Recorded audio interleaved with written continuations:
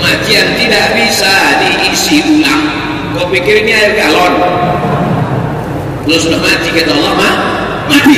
Kalau tak mati kata Allah tak mati. Berapa banyak orang yang divonis dokter mati? Bapak mati, Pak. Tak mati. Umur emak sudah berapa, Mak? 75 tahun. Selama umur 75 tahun ini apa pengalaman yang paling berkesan? Saya pernah divonis kanker otak. Katanya otak ini dibelah, habis itu diambil, dicuci, dibersihkan. Kalau tak mau, maka nanti akan buta, pekat, lumpuh. Terus jadi operasi. Tidak, Pak Ustaz, saya takut. Saya hanya beribadah kepada Allah, berdoa. Terus, ya ini sampai 75 masih hidup. Yang kemarin ngasih tahu rumah sakit itu, dia udah mati duluan. Saya bukan menyalahkan Bapak Ibu dokter.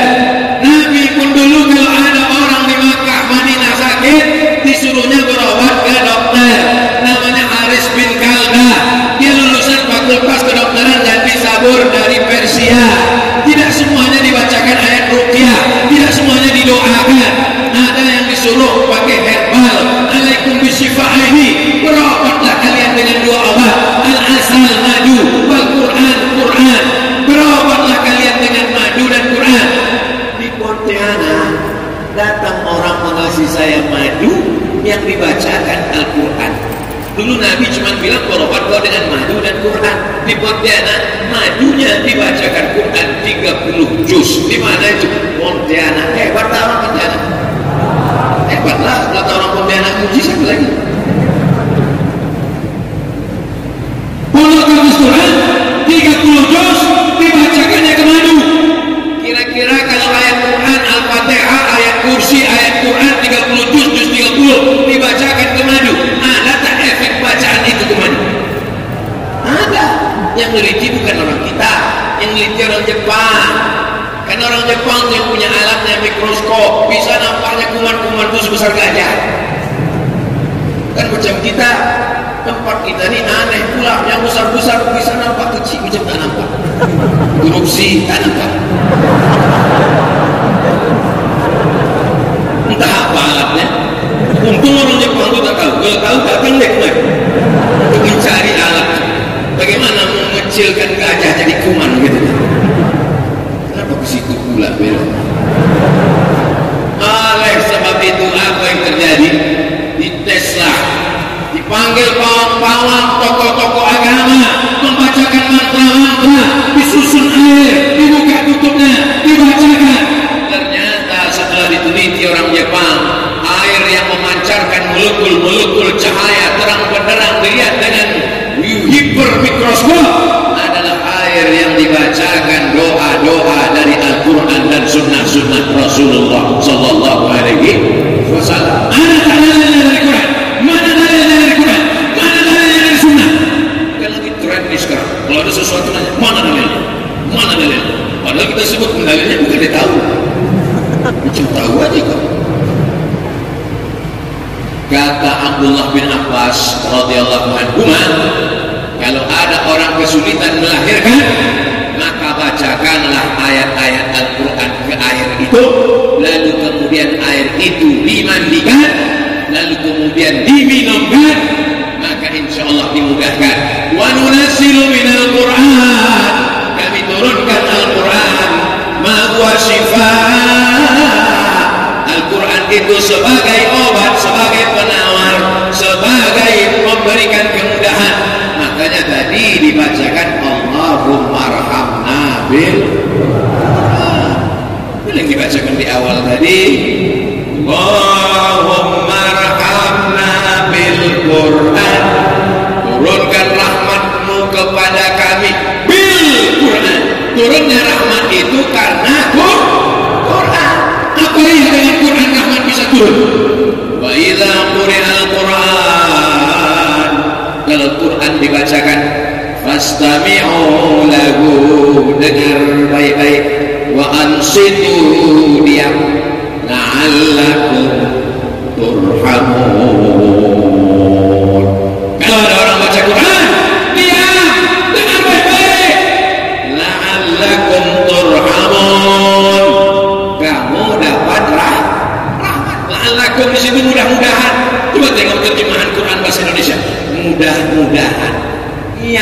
terjemah itu menurut terjemah bahasa. Yang membaca ini tak paham bacanya. Mudah-mudah. Iya tidak. Bacalah tafsirnya. La'allakum tattaqun. Kalau kau berpuasa pasti kau takwa. La'allakum turhamun. Kalau kau dengar pasti kau dapat rahmat.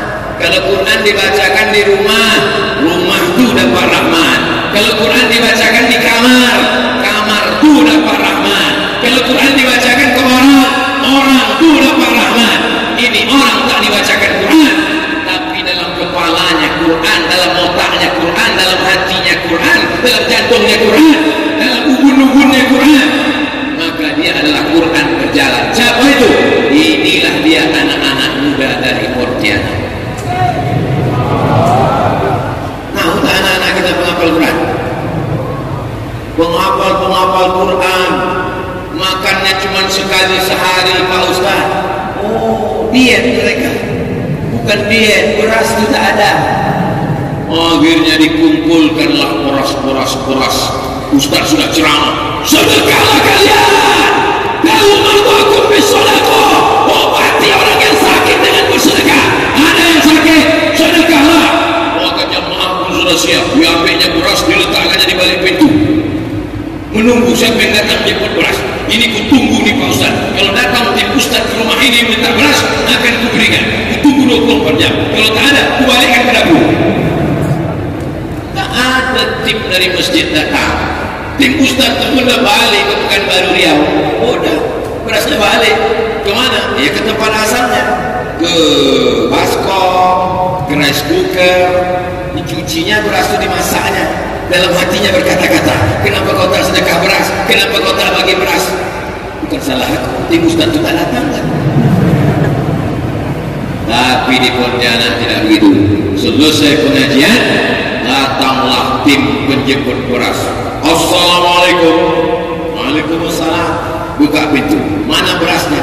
Udah siap di balik pintu. Nah, ambil beras yang paling enak, yang paling nyaman, yang paling sedap, yang paling indah. Kalau ngasih beras, kasihlah beras yang enak di leher kita. Itu juga yang enak di leher anak yatim, fakir, miskin dan duafa. Betul apa betul? Jangan di leher kita beras paling enak. Yang dikasihkan beras catu, beras patah-patah, bercampur beras itu sama kutu, bercampur beras itu sama hama. Itu yang dimakan mereka. Na'udzubillah. Lan tanalul birra. Kau tidak akan dapat kebaikan hatta tunfiqu mimma tuhibbun. Sampai yang kau berikan itu yang paling kau suka, yang paling kau cinta. La yu'minu ahadukum. Kau tidak akan beriman sampai kapan? Hatta yuhibba li akhi. Sampai kau sayang kepada saudaramu. Ma yuhibbu li nafsi. Sama macam sayang pada diri sendiri. Kalau kau tempeleng pipimu ini perih, begitu juga kalau kau tempeleng pipi orang. Kalau kau cubit kulitmu ini sakit, begitu juga kalau kau cubit. Kalau kau rasakan tak makan itu sakit, melilit usus, keroncongan, lapar, begitu juga lah fakir miskin, anak yatim, janda-janda tua dan duafa. Siapa yang bisa menyelamatkan ini? Ustaz Somad di atas mimbar bersuara menggelegar. Selesai. Siapa yang menjemput ke rumah-rumah? Yang menjemput ke rumah adalah anak-anak muda yang sudah lulus fit and proper test melalui sholat subuh berjamaah. Bagaimana cara mengetesnya? Apakah cukup dengan fit and proper test? Tak cukup. Bagaimana cara mengetes anak-anak muda ini? Tidak ada cara lain kecuali mengetesnya dengan yang diajarkan Sayyidina wa Maulana Muhammad sallallahu alaihi wasallam. Dengan cara apa? Kalau kau saksikan dia datang ke masjid, subuh ke masjid, zuhur ke masjid, asar ke masjid, maghrib ke masjid, terbit matahari dia ke masjid, tenggelam matahari dia ke masjid, bergeser matahari dia ke masjid, saksikanlah dia adalah orang-orang yang soleh. Makanya anak-anak muda yang belum ke masjid, mudah-mudahan ke masjid. Yang sudah ke masjid, mudah-mudahan istiqomah. Tapi setelah dari masjid ini kami mau ngapain Pak Ustaz? Datang ke masjid, habis itu pulang, pergi ke masjid, pengajian, habis itu pulang. Mana tantangannya? Tak ada adventure-nya, tak ada challenge-nya. Kami ini anak muda, hawa nafsu bergelora.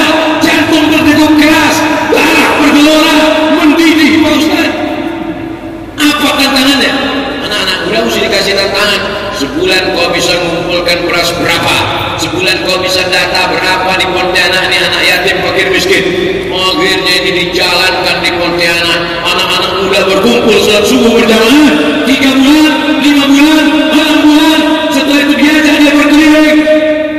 Bersebaranlah program-program paskas pasukan amal soleh ini sampai ke Yogyakarta, sampai ke Palu, sampai ke Bandung, Pulau Jawa, Pulau Sumatera, Pulau Kalimantan, Pulau Sulawesi.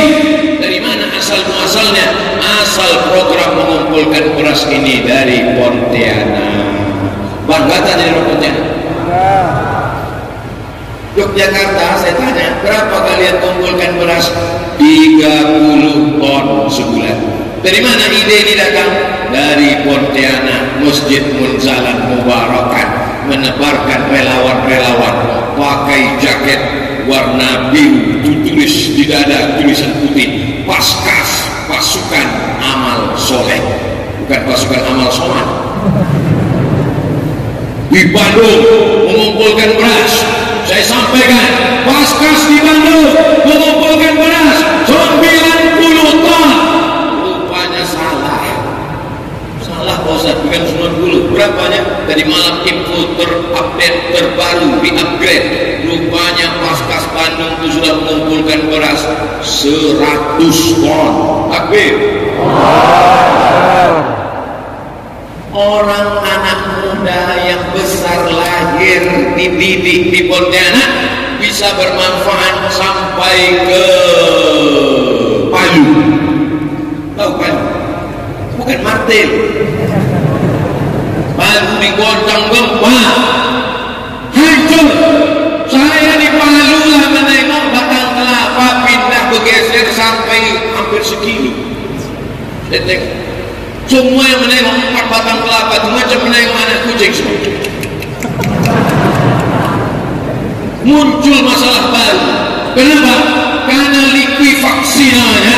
Berjalan tanah itu, berjalan hancur, tapi batang kelapa 4 tidak tumbang. Setelah selesai muncul masalah baru. Siapa yang punya pokok kelapa sekarang? Kan udah berpindah. Apa yang terjadi? Datang pasukan amal soleh berkumpul di sana, mengumpulkan beras. Berkumpul di Palu 35 ton. Hebat apa tak hebat? Hebat. Oleh sebab itu menjadi orang Pontianak menjadi kebanggaan. Jadi kalau ada anak-anak muda Pontianak yang sungguh berjamaah, mantap. Ada anak muda Pontianak yang hebat dalam mengumpulkan beras, keren. Ada anak Pontianak yang masih sakau, bawa ke sungai. Enggak dimakan hiu. Saudara kayak dibilang, wih kejam kali Ustaz. Enggak. Saya ada masanya saya serius, ada masanya tidak. Yang beras tadi serius. Tapi yang mencampakkan dia ke sungai tadi serius juga. Saudara kayak dimuliakan Allah Subhanahu wa taala. Sab'atul 7 orang yuzilluhum Allah, dapat naungan Allah. Hari itu tak ada lawan, tak ada kubah, tak ada harta, tak ada tenda. Tidak ada kubah di padang mahsyar itu, Pak. Tak ada kubah di padang mahsyar itu, Bu. Yang tukang kubah pun mati tak bawa kubah. Pernah kalian tengok tukang tenda mati bawa tenda? Tak ada. Yang dibawanya hanya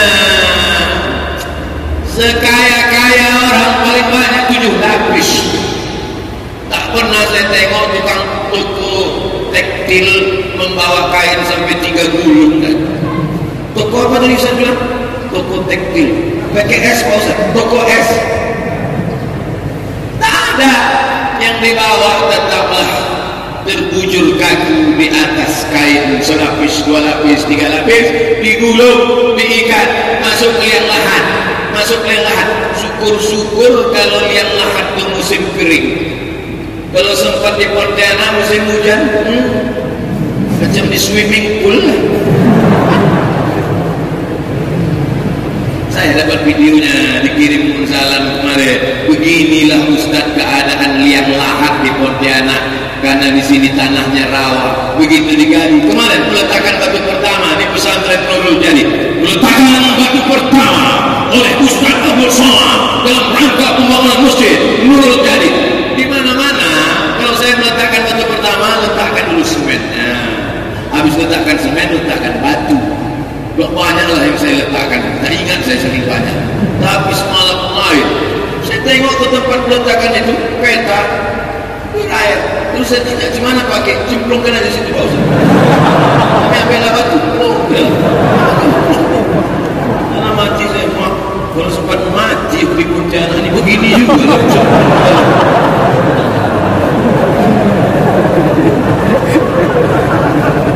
Apa yang kita bawa nih? Tak ada. Ma'akata yang kau makan, fa'ablaita busuk. Wa malabista yang kau pakai, fa'ablaita laku. Wa matasadaqta yang kau sedekahkan. Itu yang kau bawa hari esok. Yang kau makan busuk, yang kau pakai laku, yang kau sedekahkan itu yang kau bawa di hari esok. Yang tadi memasukkan duit ke plastik-plastik ke kantong-kantong warna hijau tadi, yang tadi memasukkan duit 50.000, 100.000 di kantongmu ada 1 juta, yang kau masukkan 100.000, yang kau bawa pulang 900. Bawalah 900 itu Allah. Nanti kau mati tinggal juga. Betul? Terserah. Mau percaya alhamdulillah, tak percaya nanti kau mati baru kau katakan betul Pak Ustaz, tinggal juga duit itu Pak Ustaz, diambil biniku nikah dia sama berondong. Rasakan dulu aku sampaikan yang banyak punya ini kau tak percaya, sekarang kau udah percaya. Ustaz ceramahnya menakutkan, teror. Tidak, saya ingin menyelamatkan umat ini. Salah saya 3 orang aja bilang tak salah. Anak muda mesti dikumpulkan nih Mas. Anak muda berkumpul di warung kopi, musibah. Anak muda berkumpul di karaoke, musibah. Anak muda berkumpul di warnet, musibah. Kenapa kau kumpul di warnet? Ini Pak Ustaz ada umpan dari sekolah, kan kami sekarang online semua. Aduh, tapi sebatas tugas saja nak. Lebih dari situ nanti rusak otakmu nak. Berapa banyak anak muda tak peduli sholat, tak peduli orang tua, tak peduli ulama, tak peduli zikir, tak peduli masjid. Habis apa? Game online pagi, petang, siang dan malam. Habis paket berhenti pergi ke dapur, mau perang panjang. Duit.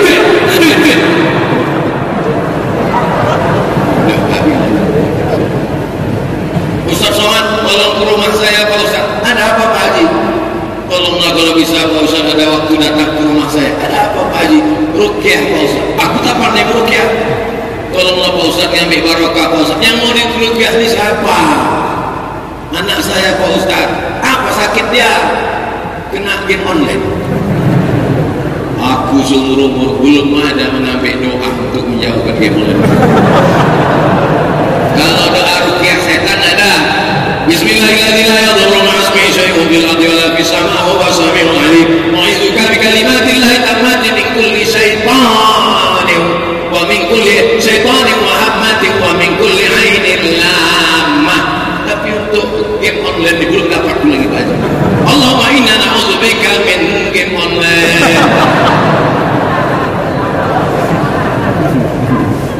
Yang membelikan HP ini siapa Pak Haji? Aku Pak Ustaz. Yang memberikan paketnya siapa Pak Haji? Aku Pak Ustaz. Yang membiarkan dia kunci kamar main pagi petang siang malam sampai tak peduli sembahyang, sampai tak mandi mandi, siapa tuh Pak Haji? Aku Pak Ustaz. Sekarang anak tuh kena setan, siapa yang salah Pak Haji? Pak Ustaz. Aku bilang salah kali. Untung saya tak dirasuki setan. Kalau dirasuki setan, kuantukkan kepala Pak Haji. Kita yang salah. Kalau dia mengatakan kenakalan remaja, kalau dia mengatakan kenakalan anak muda, yang betul adalah kenakalan ayah-ayah, kenakalan emak-emak. Betul atau salah? Semua anak muda benar. Orang tua pas kutanya tadi kenakalan orang tua. Untuk setuju. Ya, mau bilang tak setuju takut dengan gula banyak. Tapi di Pontianak itu tak ada. Pontianak ini anak mudanya ke masjid. Habis selesai dari masjid, baru dia main game.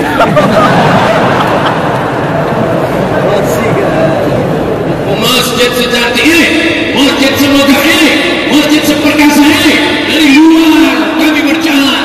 Setiap lewat di depan ini pasti melihat masjid cantik memukau luar biasa, kuahnya terhampar luas, lampunya cantik, salah kita hidup.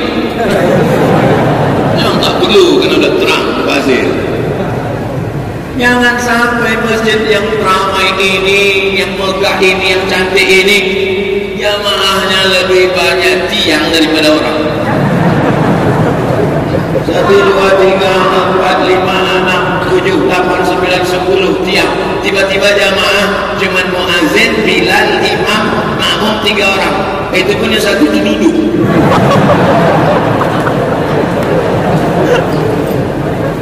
Itu tidak akan terjadi di Pontianak sampai hari kiamat. 2030, 2040, 2050, yang hari ini muda-muda, ini akan jadi gubernur, ini akan jadi bupati, ini akan jadi wali kota. Perhatikan kemana telunjukku tadi mengarah. Sebagian yang tua-tua ini meninggal.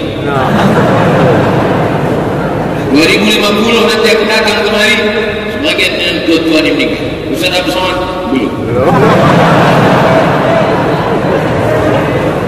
Mati itu bukan urusan kita, tak usah diurus mati. Yang kita urus apa bakal sesudah mati. Yarji'usnani, yang dua di balik rumah. Binimu cantik memukau, kalau berjalan dari pinggir jalan habis angkot-angkot itu menabrak tiang listrik. Saking cantiknya. Kau mendapatkannya bukan main. Lautan kan kuseberangi, bukit kan kudaki, masjid kulewati. Ketika kau mati, datang lagi maut, kau sakaratul maut, mati kau. Mau dia ikut ke dalam liang lahat agak semalam.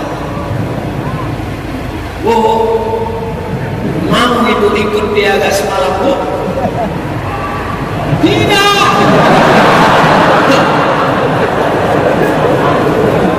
Menangislah dia di tepi kubur. Pas mau dimakamkan, dibacakan doa, menangis dia di tepi kubur. Kenapa kau cepat begitu cepat pergi?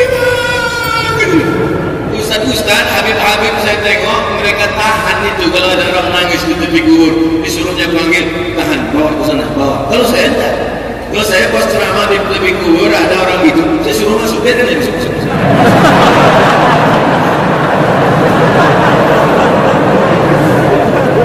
Akhiri sandiwaramu baik.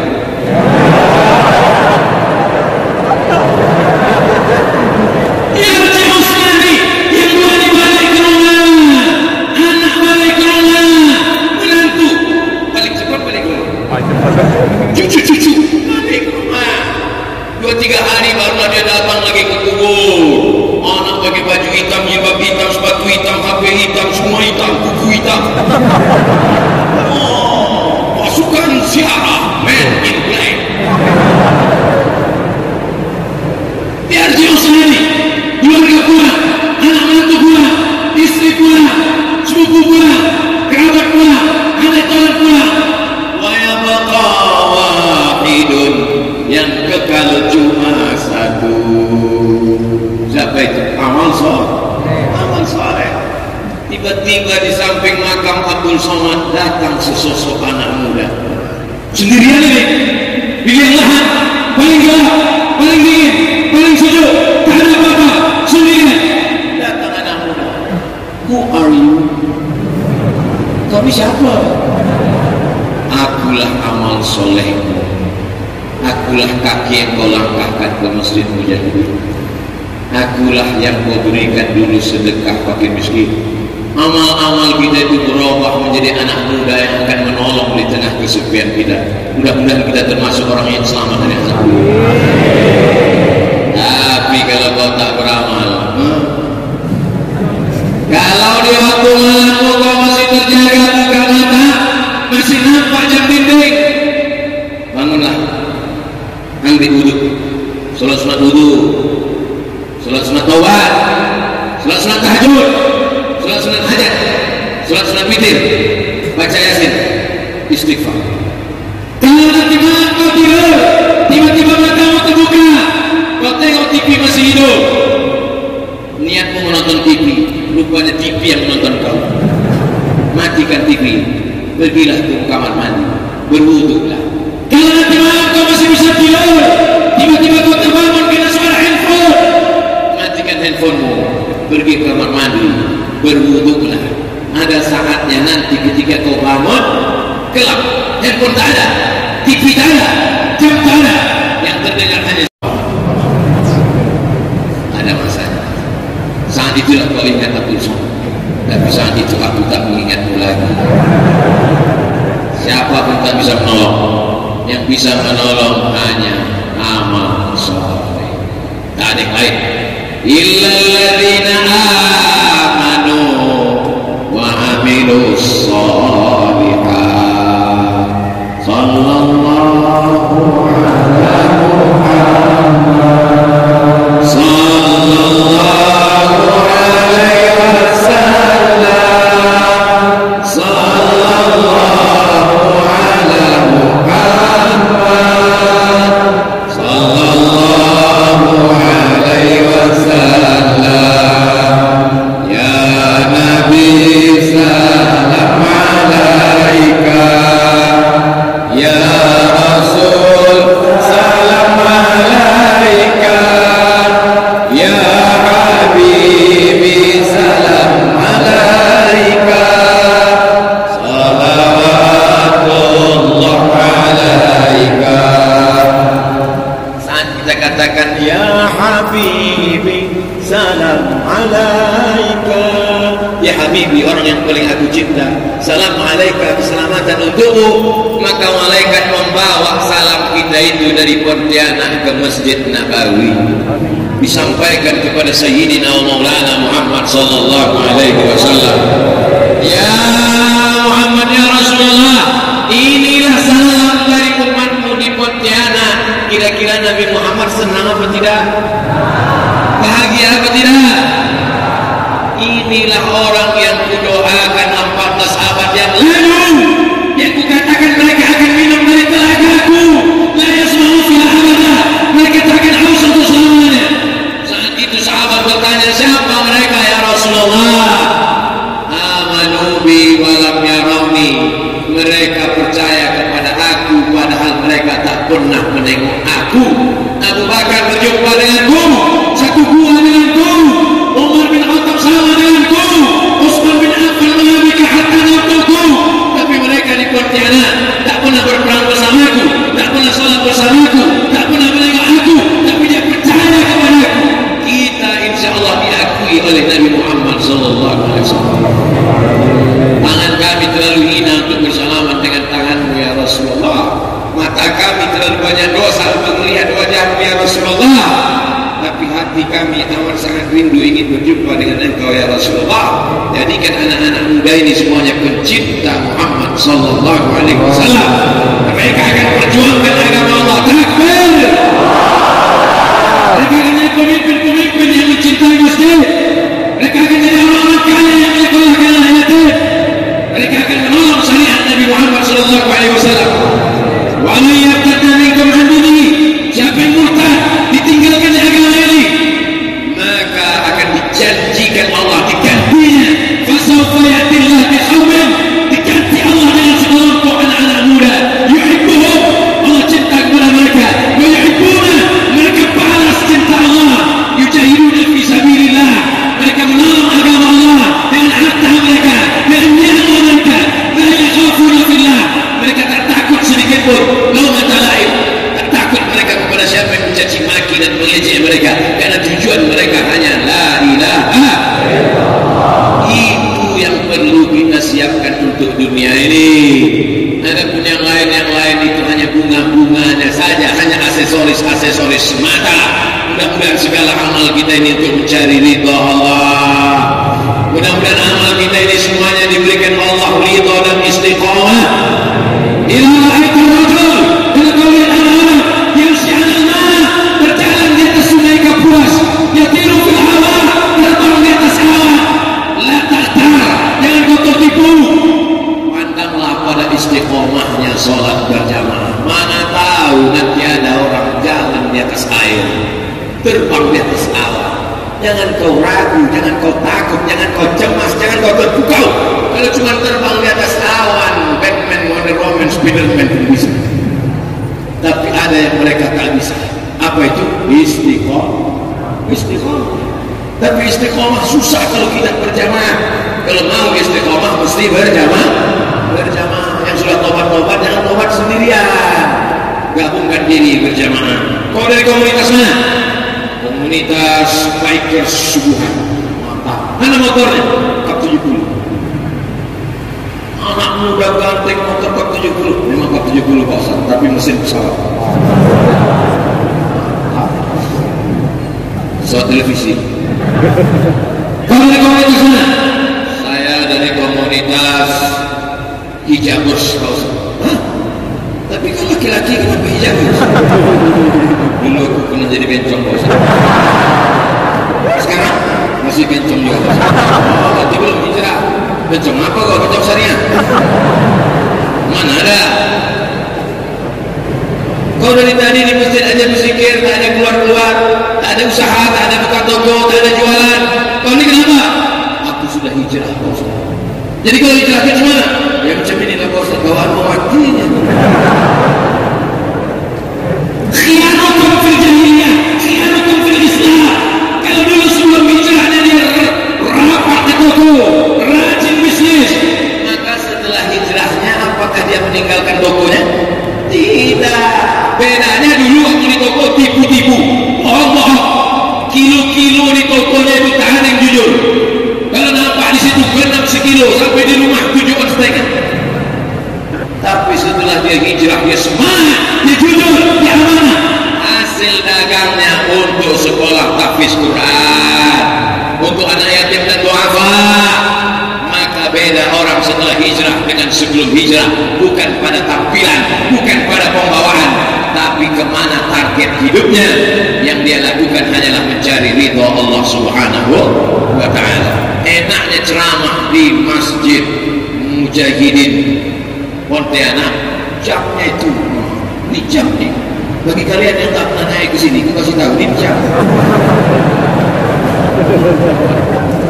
Jadi dimulai jam 4.45, sekarang 5.45, pas 1 jam. Ini masjid ini kalau tak ada jam di sini, bahaya. Pas pula penceramah terlupa bahaya. Begini loh dedek, disangka jamaah, yang ada maksudnya cari jam. Itu mau dipasang 5 bulan, habis waktu kita. Sebetulnya bahan saya ini banyak lagi, tapi habis nanti lah kita sambung 2000 berapa gitu. Ala hadhihi niyyah al-Fatihah. A'udzu billahi minasy syaithanir rajim. Bismillahirrahmanirrahim. Alhamdulillahi rabbil alamin. Ar-Rahmanir Rahim. Maliki yaumiddin. Iyyaka na'budu wa iyyaka nasta'in. Ihdinas siratal mustaqim. Shiratal ladzina an'amta 'alaihim ghairil maghdubi 'alaihim waladdallin. Amin. Allahumma shalli 'ala sayyidina Muhammad wa 'ala ali sayyidina Muhammad.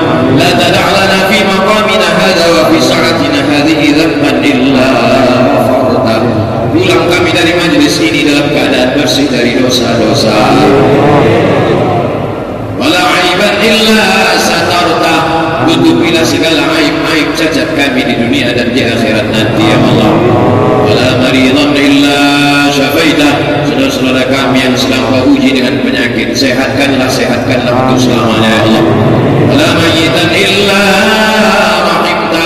Saudara kami yang sudah meninggal dunia, lapangkanlah kuburnya ya Allah. Allahumma ja'al kuburahum rawdatan min riyadil jinan. Jadikan kuburnya salah satu dari taman-taman surga. La taj'al kuburahum huflatan min hufarin niran. Jangan jadikan kubur mereka salah satu dari lubang neraka. Allahumma hafaz syababana min kulli su' wa syarr. Jaga anak-anak muda kami dari segala perbuatan maksiat dan dosa. Allahumma dafa'anna al-ghala wal waba wal fahsya wal riba wal zina wal munkar. Selamatkanlah anak-anak muda kami dari riba, dari zina, dari LGBT, dari perbuatan keji dan munkar. Allahumma ja'al hadzal balada baladan amina. Jadikanlah Pontianak negeri yang aman, damai, tentram, dan buka pintu rezeki dari segala penjuru ya Allah. Allahumma rzuqna rizqan halalan thayyiban mubarakan fi. Berikanlah kami rezeki rezeki yang halal berkah supaya kami bisa berwakaf, berzakat, berinfak dan bersedekah. Rabbana ja'alna muqimis shalah, jadikan kami orang yang menegakkan salat, wa min dzurriyyatina, sampai anak cucu keturunan kami sampai hari kiamat ya Allah. Rabbana fir lana dzunubana, ampunkan dosa kami, wa liwalidina, kedua orang tua kami, wa limasyayikhina, tuan-tuan guru kami, wa li a'immatina shalihin, pemimpin kami yang saleh, wa liman hadarana, semua yang hadir di majlis ini, wa li ikhwanina alladziina sabaquna bil iman. Allahumma ja'al abna'ana wa banatina minas salihin was salihat, jadikan anak-anak kami anak yang saleh dan salihah, min huffazil Quran wal hafizat, menjadi para penghafal Quran, minal mujahidin fi sabilika bi amwalihim wa anfusihim, mereka akan menolong agamamu dengan harta dan nyawa mereka ya Allah. Allah khatib lana bi husnil khatimah wa la taqim alaina bi su'il khatimah. Allahumma ja'al akhir kalamina min intihai ajalina, jadikanlah akhir kalam kami ketika ajal kami sampai malaikat maut mencabut nyawa kami yang keluar dari mulut kami, la ilaha illallah Muhammadur Rasulullah sallallahu alaihi wasallam. Rabbana atina fid dunya hasanah wa fil akhirati hasanah wa qina adzabannar wa adkhilna jannata ma'al abrar ya aziz ya ghaffar. Wa sallallahu ala sayyidina wa maulana wa syafi'ina Muhammad wa ala alihi wa sahbihi wa sallam, walhamdulillahi rabbil alamin. Taqabbalallahu minkum minna wa minkum taqabbal. Ambil sampah-sampah, tunjukkan kita agama yang damai, yang suci, yang bersih, bukan dengan berselawat. Sallallahu alaihi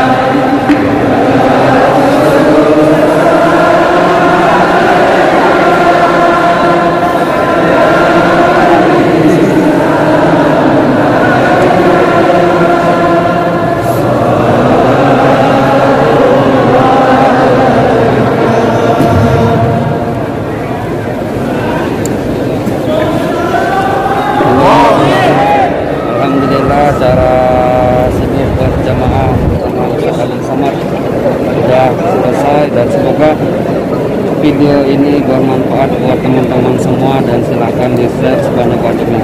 Terima kasih. Assalamualaikum warahmatullahi wabarakatuh.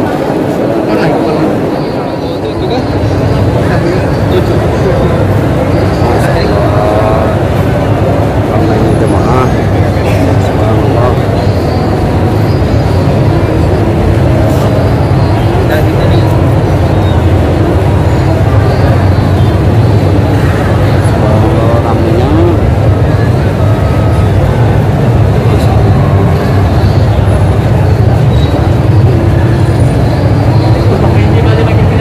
Itu loh, keluar pun belum bisa parkir, saking ramenya. Sudah kita sebelah sana tadi, belakang sana tadi. Alhamdulillah acaranya udah selesai dan ini kita lagi nunggu antrian mau keluar dari parkiran teman-teman. Masya Allah, jemaah yang hadir sangat-sangat ramai. Semoga semua jemaah yang hadir mendapatkan barokah dan teman-teman yang nonton video ini, yang share video ini juga mendapatkan keberkahan dari Allah Subhanahu wa taala. Amin amin ya rabbal alamin.